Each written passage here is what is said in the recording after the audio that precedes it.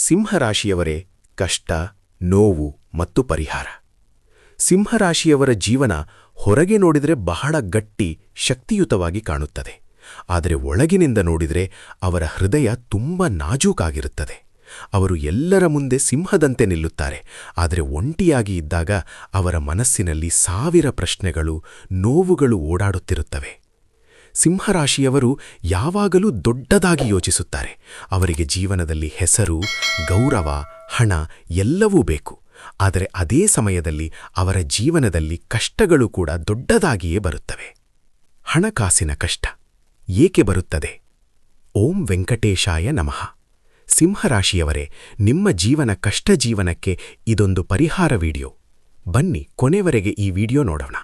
ಸಿಂಹರಾಶಿಯವರಿಗೆ ಸಾಮಾನ್ಯವಾಗಿ ಕಾಣಿಸುವ ದೊಡ್ಡ ಸಮಸ್ಯೆ ಹಣಕಾಸಿನ ತೊಂದರೆ. ಅವರಿಗೆ ದುಡ್ಡು ಬರೋದಿಲ್ಲ ಅಂದ್ರೆ ಅಲ್ಲ, ದುಡ್ಡು ಬರುತ್ತದೆ ಆದರೆ ಉಳಿಯುವುದಿಲ್ಲ. ಅವರು ಹೆಚ್ಚು ಖರ್ಚು ಮಾಡುತ್ತಾರೆ. ಕೆಲವೊಮ್ಮೆ ಬೇಗ ನಿರ್ಧಾರ ತೆಗೆದುಕೊಳ್ಳುತ್ತಾರೆ. ಬಿಸ್ನೆಸ್ನಲ್ಲಿ ನಂಬಿದವರು ಮೋಸ ಮಾಡುತ್ತಾರೆ. ಲಾಭ ಬರುತ್ತಾ ಬರುತ್ತಾ ನಷ್ಟವಾಗಿ ಹೋಗುತ್ತದೆ.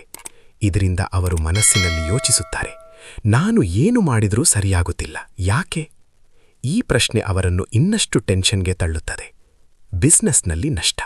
ಸಿಂಹರಾಶಿಯವರು ಲೀಡರ್ ಆಗಲು ಹುಟ್ಟಿದವರು. ಅವರು ಜಾಬ್ಗಿಂತ ಬಿಸ್ನೆಸ್ಗೆ ಹೆಚ್ಚು ಸೂಕ್ತರು. ಆದರೆ ತಪ್ಪು ಪಾರ್ಟ್ನರ್ ಆಯ್ಕೆ, ಹೆಚ್ಚು ನಂಬಿಕೆ ಇಡುವುದು, ತುರ್ತು ನಿರ್ಧಾರಗಳು ಇವುಗಳಿಂದ ನಷ್ಟ ಎದುರಾಗುತ್ತದೆ. ಕೆಲವೊಮ್ಮೆ ಅವರು ಎಲ್ಲವನ್ನೂ ಕಳೆದುಕೊಂಡಂತೆ ಫೀಲ್ ಮಾಡುತ್ತಾರೆ. ಕೋಪ ಅವರ ದೊಡ್ಡ ಶತ್ರು. ಸಿಂಹರಾಶಿಯವರಲ್ಲಿ ಕೋಪ ತುಂಬ ಜಾಸ್ತಿ ಇರುತ್ತದೆ. ಯಾರಾದರೂ ಮಾತು ಕೇಳದಿದ್ದರೆ ಬೇಸರ. ಸಣ್ಣ ವಿಷಯಕ್ಕೂ ದೊಡ್ಡ ಪ್ರತಿಕ್ರಿಯೆ. ಮನಸ್ಸಿನಲ್ಲಿ ಕೋಪ ಹಿಡಿದುಕೊಳ್ಳುತ್ತಾರೆ. ಈ ಕೋಪ ಅವರ ಸಂಬಂಧಗಳನ್ನು ಹಾಳು ಮಾಡುತ್ತದೆ. ಮನಸ್ಸಿನ ಟೆನ್ಷನ್ ಮತ್ತು ನೆಮ್ಮದಿ ಕೊರತೆ. ಸಿಂಹರಾಶಿಯವರು ಹೊರಗೆ ನಗುತ್ತಿರಬಹುದು, ಆದರೆ ಒಳಗೆ ಅವರು ತುಂಬ ಒತ್ತಡದಲ್ಲಿರುತ್ತಾರೆ. ನಿದ್ರೆ ಸರಿಯಾಗಿ ಬರುವುದಿಲ್ಲ. ಯಾವಾಗಲೂ ಯೋಚನೆ, ಭವಿಷ್ಯದ ಬಗ್ಗೆ ಭಯ. ನನ್ನ ಜೀವನ ಯಾವಾಗ ಸರಿಯಾಗುತ್ತದೆ ಅನ್ನೋ ಪ್ರಶ್ನೆ ಅವರನ್ನು ಕಾಡುತ್ತಿರುತ್ತದೆ. ಈಗ ಪರಿಹಾರ, ನಿಮ್ಮ ಜೀವನ ಬದಲಾಯಿಸುವ ಮಾರ್ಗ. ಈ ಕೆಳಗಿನ ಪರಿಹಾರಗಳನ್ನು ನೀವು ನಂಬಿಕೆ ಇಟ್ಟು ಮಾಡಿದರೆ ನಿಮ್ಮ ಜೀವನದಲ್ಲಿ ನಿಧಾನವಾಗಿ ಬದಲಾವಣೆ ಕಾಣುತ್ತದೆ. ಸೂರ್ಯನ ಶಕ್ತಿ ಪಡೆದುಕೊಳ್ಳಿ, ಅತ್ಯಂತ ಮುಖ್ಯ.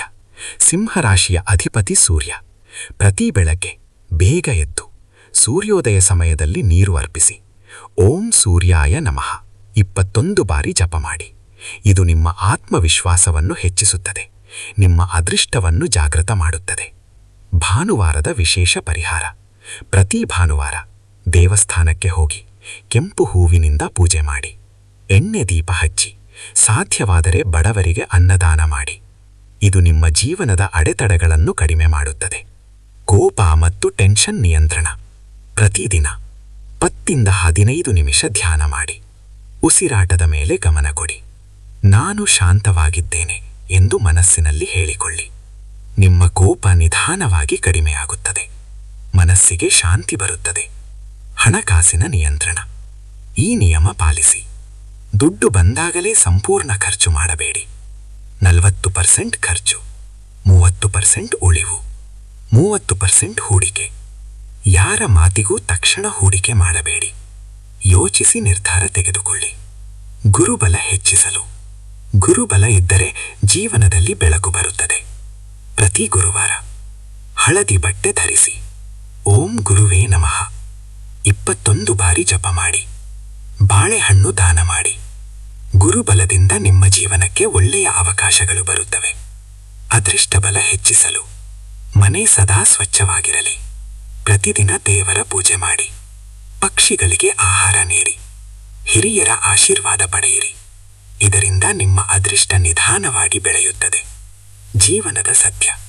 ಸಿಂಹರಾಶಿಯವರೇ, ನೀವು ಈಗ ಕಷ್ಟದಲ್ಲಿದ್ದೀರಾ ಅಂದ್ರೆ ಅದು ಶಾಶ್ವತ ಅಲ್ಲ.